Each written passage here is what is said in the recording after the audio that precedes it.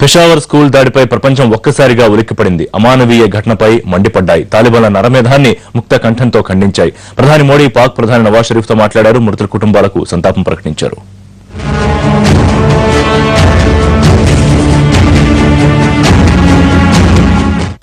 School పిల్లల్ని ఉగ్రవాదులు లక్ష్యంగా చేసుకున్నారన్న వార్త షాక్ కలిగించింది. సోషల్ మీడియా ద్వారా నిమిషాల్లో విషయం ప్రపంచమంతా పాకిపోయింది. ముందు మామూలు దాడిగా భావించిన నెటిజన్లు విషయ తీవ్రత తెలిసాక తల్లడిల్లిపోయారు.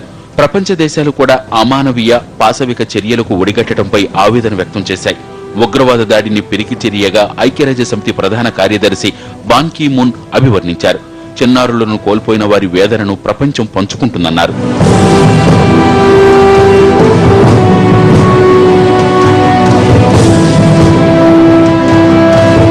అమాయకులైన విద్యార్థులు, ఉపాధ్యాయులను హతమార్చడం ద్వారా ఉగ్రవాదులు మరోసారి తమ కర్కశత్వాన్ని చాటుకున్నారన్నారు అమెరికా అధ్యక్షుడు ఒబామా. దాడిని తీవ్రంగా ఖండించారు. పాకిస్తాన్ జరిపే ఉగ్రవాద వ్యతిరేక పోరాటానికి మద్దతిస్తామని స్పష్టం చేశారు ఒబామా.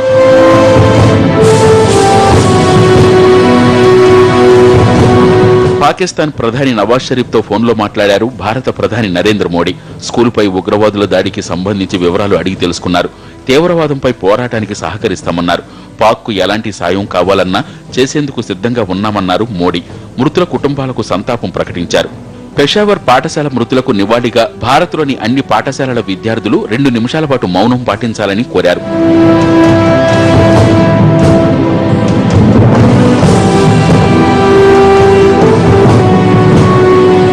పాకిస్తాన్లో తాలిబాన్ ఉగ్రవాదుల దాడిని నోబెల్ బహుమతి గ్రహీత కైలాష్ సత్యార్థి తీవ్రంగా ఖండించారు. తనను బందీగా తీసుకుని చిన్నారులను విడిచిపెట్టాలని తాలిబాన్లకు విజ్ఞప్తి చేశారు.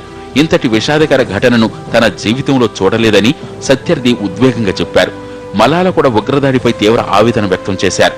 బ్రిటన్ ప్రధాని డేవిడ్ క్యామరూన్ ఉగ్రవాద దాడిని అత్యంత భయానక చర్యగా అభివర్ణించారు. పలు ప్రపంచ దేశాలు కూడా దాడిని ఖండించాయి. మృతులకు నివాళిగా పలు చోట్ల క్యాండిల్ ర్యాలీలు నిర్వహించారు.